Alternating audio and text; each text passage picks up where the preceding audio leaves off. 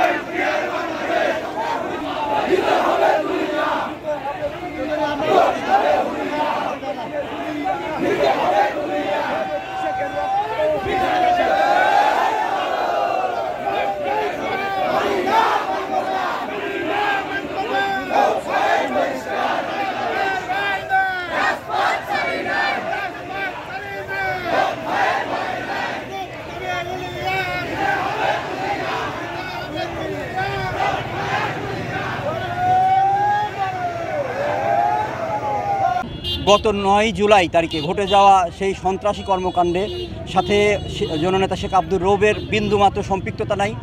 অযথা শত্রুতাই করে তার উপর ষড়যন্ত্র করে তাকে মারধর করে মৃত্যুর সাথে পাঞ্জা লড়ছে এমন অবস্থায় 10 তারিখে তাকে বহিষ্কার করা হয়েছে। আমরা অবিলম্বে তার বহিষ্কারাদেশ প্রত্যাহার চাই।